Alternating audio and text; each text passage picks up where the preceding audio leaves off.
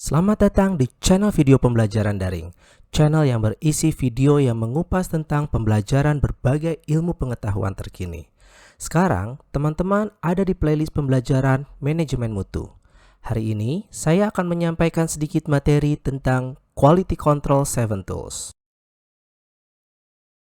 Quality 7 Tools atau alat pengendalian kualitas adalah 7 macam alat dan teknik yang berbentuk grafik untuk mengidentifikasi dan menganalisa persoalan atau permasalahan yang berkaitan dengan kualitas di dalam produksi, terutama permasalahan yang berkaitan dengan mutu suatu produk.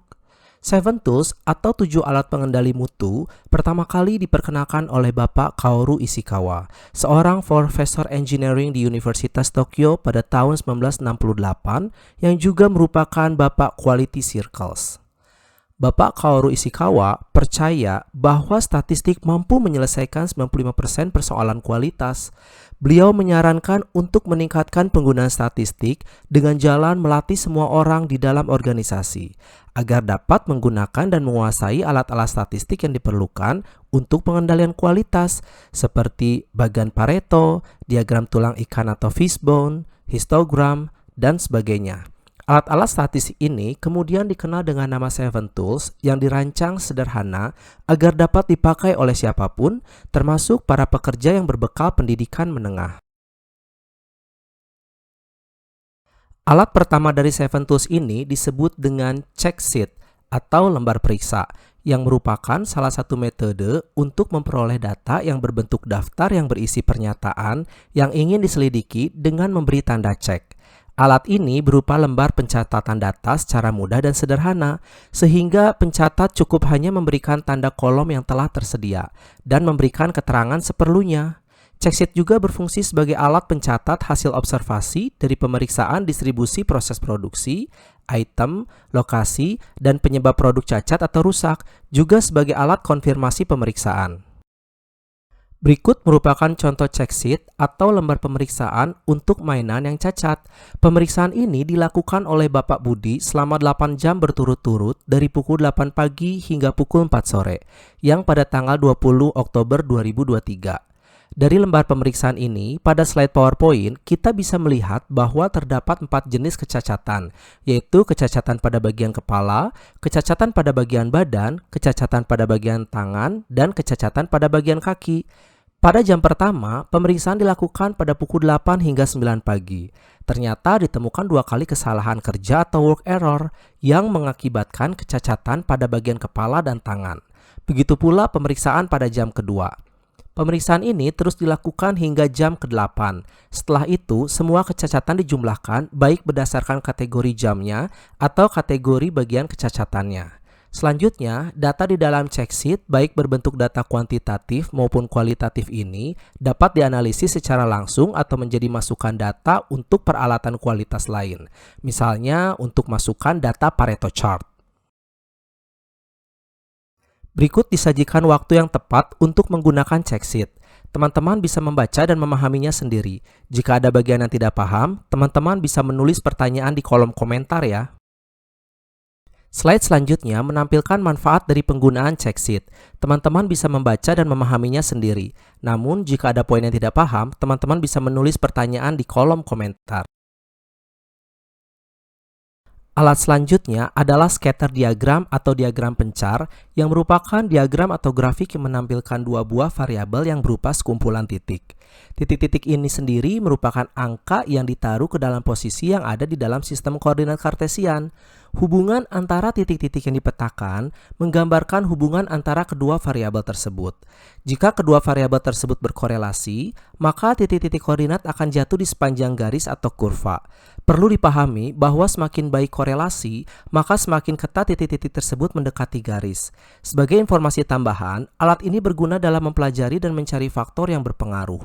Fungsi diagram tebar adalah menguji bagaimana kuatnya hubungan antara dua variabel dan menentukan jenis hubungan dari dua variabel itu, apakah positif, negatif, atau tidak ada hubungan sama sekali.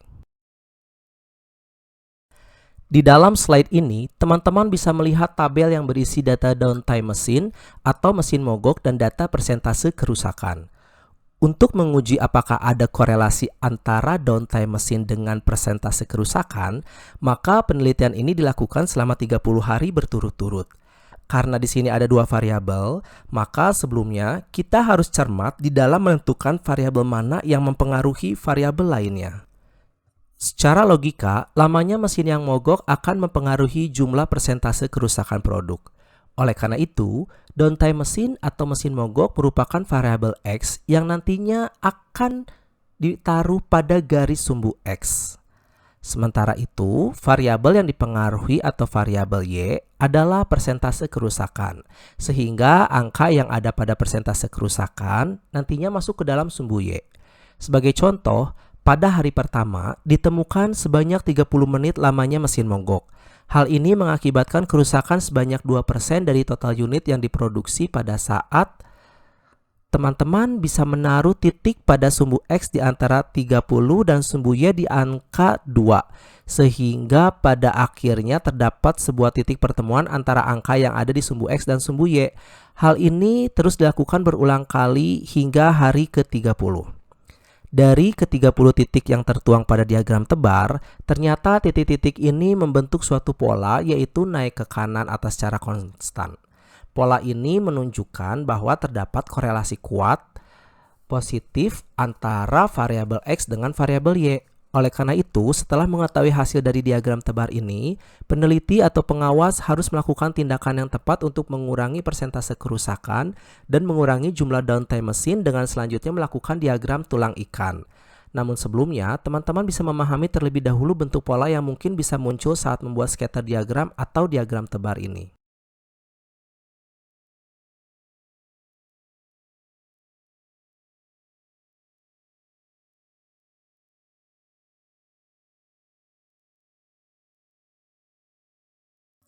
Alat yang keempat adalah fishbone diagram atau diagram tulang ikan atau diagram sebab akibat. Diagram ini sendiri digunakan untuk mengidentifikasi dan menganalisis suatu proses atau situasi dan menemukan kemungkinan penyebab suatu persoalan atau masalah yang terjadi. Diagram ini pertama kali diperkenalkan oleh Bapak Kaoru Ishikawa pada tahun 1953 di University of Tokyo. Manfaat dari diagram ini adalah dapat memisahkan penyebab dari gejala, memfokuskan perhatian pada hal yang relevan, serta dapat diterapkan pada setiap masalah. Diagram ini dipakai ketika ingin mencari penyebab dari suatu masalah. Masalah akan dipecah menjadi sejumlah kategori yang berkaitan. Hal ini mungkin mencakup manusia, material, mesin, prosedur, kebijakan, dan lain-lain. Setiap kategori mempunyai sebab-sebab yang perlu diuraikan melalui sesi brainstorming. Pada slide berikut ini ditampilkan masalah mengenai kualitas produk yang buruk. Ada berbagai macam faktor yang menyebabkan mengapa kualitas produk bisa menjadi buruk. Contohnya seperti faktor dari pekerja itu sendiri, faktor dari kondisi kerja, faktor mesin, dan faktor teknologi. Adapun cara untuk membuat diagram ini, yang pertama, buatlah kerangka diagram sebab akibat. Kemudian, identifikasi akibat yang ada. Akibat yang muncul ditulis dalam kepala ikan. Akibat yang muncul ini tentu merupakan pokok persoalan atau masalah yang ingin dicari penyebabnya. Selanjutnya, identifikasi berbagai kategori sebab utama dalam tulang ikan. Setelah itu, carilah penyebab potensial dengan cara sumbang saran ataupun diperoleh dari data asli. Yang terakhir, kaji kembali setiap kategori penyebab utamanya. Pada slide berikut ini ditampilkan masalah mengenai kualitas produk yang buruk. Ada berbagai macam faktor yang menyebabkan mengapa kualitas produk bisa menjadi buruk. Contohnya seperti faktor dari pekerja itu sendiri, faktor dari kondisi kerja, faktor mesin, dan faktor teknologi. Adapun cara untuk membuat diagram ini, yang pertama, buatlah kerangka diagram sebab akibat. Kemudian, identifikasi akibat yang ada. Akibat yang muncul ditulis dalam kepala ikan. Akibat yang muncul ini tentu merupakan pokok persoalan atau masalah yang ingin dicari penyebabnya. Selanjutnya, identifikasi berbagai kategori sebab utama dalam tulang ikan. Setelah itu, carilah penyebab potensial dengan cara sumbang saran ataupun diperoleh dari data asli. Yang terakhir, kaji kembali setiap kategori penyebab utamanya. Diagram Pareto digunakan untuk mengklarifikasikan masalah menurut sebab dan gejalanya. Diagram Pareto sendiri merupakan grafik batang yang menunjukkan masalah berdasarkan urutan banyaknya kejadian. Alat ini dapat menginterpretasikan dalam menentukan frekuensi atau tingkat kepentingan relatif dari berbagai persoalan, serta memfokuskan pada pokok persoalan vital dengan cara mengurutkan berdasarkan kepentingannya.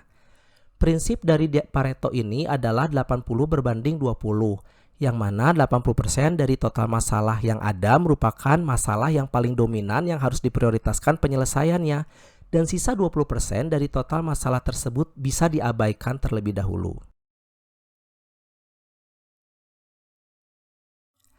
Di dalam kasus kita kali ini, peneliti atau pengawas ingin mengetahui berapa banyak jumlah keluhan yang terjadi untuk layanan hotel di dalam 1 bulan. Pengawas ini mengumpulkan seluruh komplain dan menghitung jumlahnya dalam 1 bulan. Teman-teman bisa melihat semua jenis komplain dan jumlahnya di dalam suatu tabel yang ada di kiri atas. Adapun langkah-langkah membuat diagram Pareto, yang pertama, menentukan masalah apa yang akan diteliti, mengidentifikasi kategori atau penyebab dari masalah yang akan dibandingkan. Setelah itu, merencanakan dan melaksanakan pengumpulan data. Misalnya, pada contoh di sini adalah masalah yang terjadi pada layanan suatu hotel di dalam 1 bulan. Kemudian, membuat ringkasan daftar atau tabel yang mencatat frekuensi kejadian masalah yang telah diteliti menggunakan formulir pengumpulan data atau lembar periksa. Yang terakhir, membuat daftar masalah secara berurut berdasar frekuensi kejadian dari yang tertinggi hingga terendah. Di dalam kasus kita kali ini, peneliti atau pengawas ingin mengetahui berapa banyak jumlah keluhan yang terjadi untuk layanan hotel di dalam 1 bulan. Pengawas ini mengumpulkan seluruh komplain dan menghitung jumlahnya dalam 1 bulan. Teman-teman bisa melihat semua jenis komplain dan jumlahnya di dalam suatu tabel yang ada di kiri atas. Adapun langkah-langkah membuat diagram Pareto, yang pertama, menentukan masalah apa yang akan diteliti, mengidentifikasi kategori atau penyebab dari masalah yang akan dibandingkan.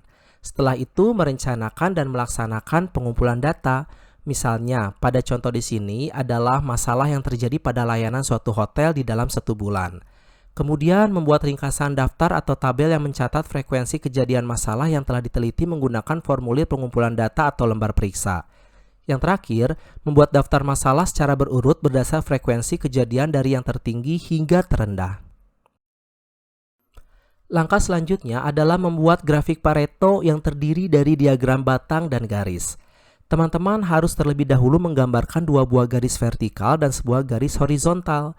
Garis vertikal yang ada di sebelah kiri merupakan banyaknya komplain, sementara garis vertikal sebelah kanan merupakan persentase kumulatif dari komplain yang ada. Kemudian teman-teman bisa membuat histogram yang merupakan kategori atau jenis komplain yang ada.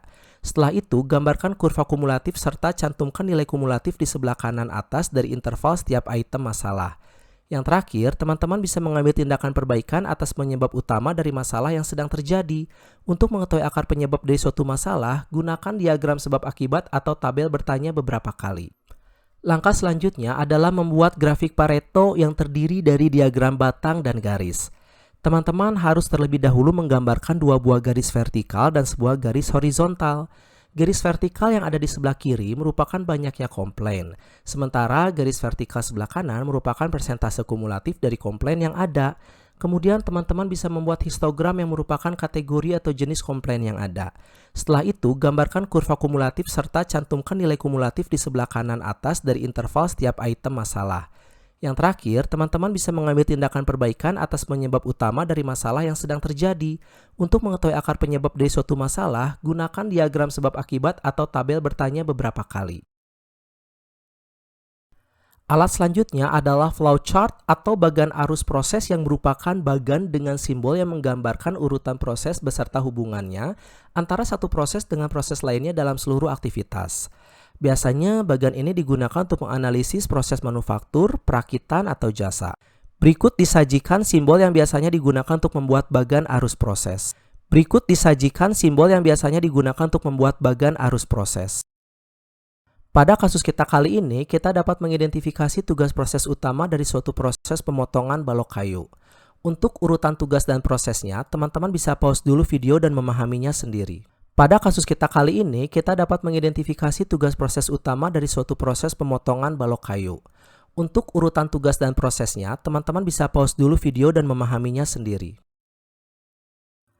Langkah selanjutnya adalah menggambar bagan arus proses. Pada slide PowerPoint, teman-teman bisa melihat hasil dari flowchart yang merupakan uraian dari tabel tugas atau aktivitas yang dilakukan yang tertera pada slide sebelumnya. Kemudian, teman-teman bisa menganalisis bagian arus proses. Pada tahapan ini, bagian arus proses dianalisis lebih lanjut untuk menyisipkan nilai tambah ataupun mengurangi proses yang tidak memberikan nilai tambah. Analisis yang dilakukan bisa berupa waktu tiap kejadian, adanya pengulangan proses, ataupun tugas yang tidak perlu. Setiap analisis yang dituliskan memiliki potensi menghemat waktu individu. Langkah selanjutnya adalah menggambar bagian arus proses. Pada slide PowerPoint, teman-teman bisa melihat hasil dari flowchart yang merupakan uraian dari tabel tugas atau aktivitas yang dilakukan yang tertera pada slide sebelumnya. Kemudian, teman-teman bisa menganalisis bagian arus proses. Pada tahapan ini, bagian arus proses dianalisis lebih lanjut untuk menyisipkan nilai tambah ataupun mengurangi proses yang tidak memberikan nilai tambah. Analisis yang dilakukan bisa berupa waktu tiap kejadian, adanya pengulangan proses, ataupun tugas yang tidak perlu. Setiap analisis yang dituliskan memiliki potensi menghemat waktu individu. Histogram merupakan jenis diagram batang yang bisa merepresentasikan suatu informasi mengenai variasi dalam proses. Tujuan dari histogram ini adalah untuk mengambil keputusan dengan memusatkan perhatian kepada upaya perbaikan secara terus-menerus. Misalkan seorang pemilik restoran ingin mengetahui frekuensi kedatangan pengunjung sehingga dia bisa mengoptimalkan pegawai yang ada. Kapan waktu yang tepat untuk menyediakan pegawai sesuai dengan banyaknya konsumen yang datang. Misalkan seorang pemilik restoran ingin mengetahui frekuensi kedatangan pengunjung sehingga dia bisa mengoptimalkan pegawai yang ada. Kapan waktu yang tepat untuk menyediakan pegawai sesuai dengan banyaknya konsumen yang datang. Control chart atau run chart adalah bentuk grafik garis yang digunakan sebagai alat analisis untuk yang pertama adalah mengumpulkan dan menginterpretasikan data, juga merupakan ringkasan visual dari data itu, sehingga memudahkan dalam pemahaman. Selanjutnya, run chart dapat digunakan untuk menunjukkan output dari proses panjang waktu. Selain itu, run chart juga dapat digunakan untuk menunjukkan apa yang sedang terjadi dalam situasi tertentu sepanjang waktu. Kemudian, run chart juga dapat digunakan untuk menunjukkan kecenderungan dari data sepanjang waktu. Yang terakhir, run chart dapat digunakan untuk membandingkan data dari periode yang satu dengan periode lainnya. Demikian pula memeriksa perubahan yang terjadi.